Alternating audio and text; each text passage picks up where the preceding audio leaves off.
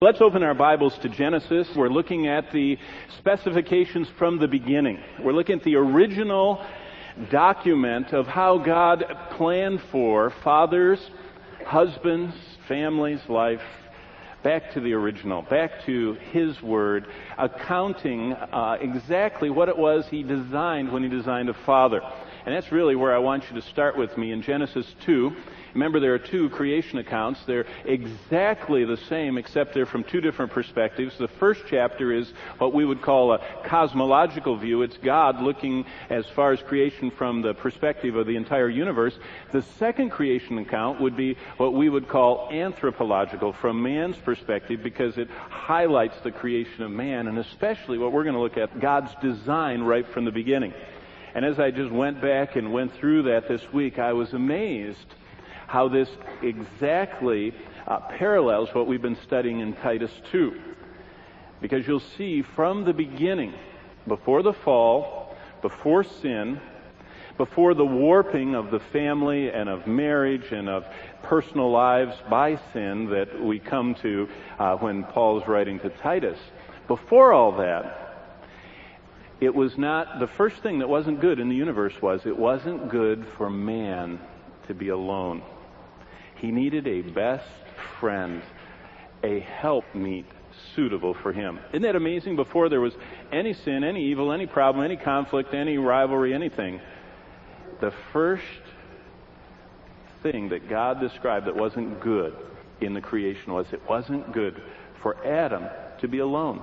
And what a wonderful thought. As we turn to Genesis 2, and we see God's original plan for husbands and thus for fathers. God's original plan and design was for husbands and wives before the fall, before all that sin caused. In creation, this is what we're going to see, starting, we'll look from 18 down to 25. God said men were incomplete without their woman, without the woman made for them. And that is not a defect, that's a design plan of God. And the more we understand that, the more we understand how wonderful it is, what we're seeing in Titus, that the grace-energized wives become best friends with their husbands. Not just to have that general biblical spirit-prompted agape love, but to have that deep, close, intimate, phileo, emotional friendship love. Because, as we'll see in our text, that men are incomplete without the woman that God made for them. When Paul instructed the wives in the island of Crete through Titus to be instructed by the grace-energized older women in the faith, he told them that they needed to train the younger women how to love their husbands. All that training was as a reflection back on the original plan. You see, the further away from the original plan we get, and the further away from the creation event, and the further away from the Scriptures society gets, the more there is a breakdown of an understanding of what marriage is even all about, and what the husband and wife relationships are. Our study in Titus is just a reminder that what Christ's church said husbands were to be loved by these grace-energized wives, was just a following of God's plan from the beginning. God made the first woman, Eve, to become Adam's close and cherished companion, his friend, his completer. That was God's original intent. And that's what we're going to repeat, review, and seek to have present. Because do you remember when Paul wanted the island of Crete, as pagan as it was, to be impacted, the first course that he said for the deploying those powerful half of the church that are women, he said, the first thing I want you to be doing is to be lovers of your husbands. You want to break through the Cretan culture, the Roman culture, you want to break through the sin-warped society, let them see marriage divine style, the way it was intended to be, the way it was designed to be, the way it should be when prompted and energized by obedience to God and by the power of His Spirit and His grace working within us. Well, Father's Day is a grand opportunity to go back to see God's design. And starting in Genesis 2:18, and I know I'm skipping over chapter 1 and the first 18 verses, so what we've seen before that is the great and marvelous creation of God. And God has created all the universe, and in 6 successive days, and by the way, I believe that there's 6 literal 24-hour days, not because of Genesis 1, but because of Exodus 20.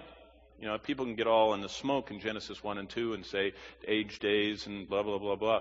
But when Moses was talking to working people in Sinai, Mount Sinai, to 3 million people, he spoke very clearly. He says, God wrote with his own finger the creation account, and it says this. This is how you understand Genesis 1 and 2. For as you work for 6 days and rest the seventh, so God created the earth in 6 days and rested the seventh. And what did 3 million ordinary working class people understand that to be? God created the whole universe in 6 24-hour days, rested the seventh 24-hour day, as you work 6 24-hour days, or at least a third of them or more, and rest the seventh.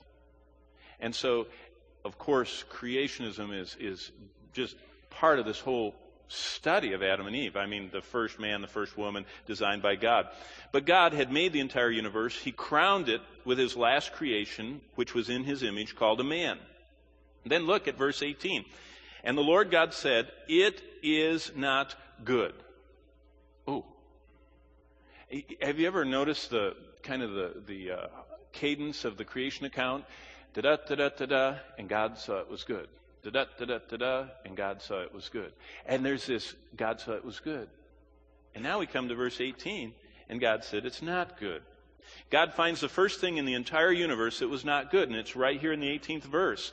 God states that man should not be alone. It's not good.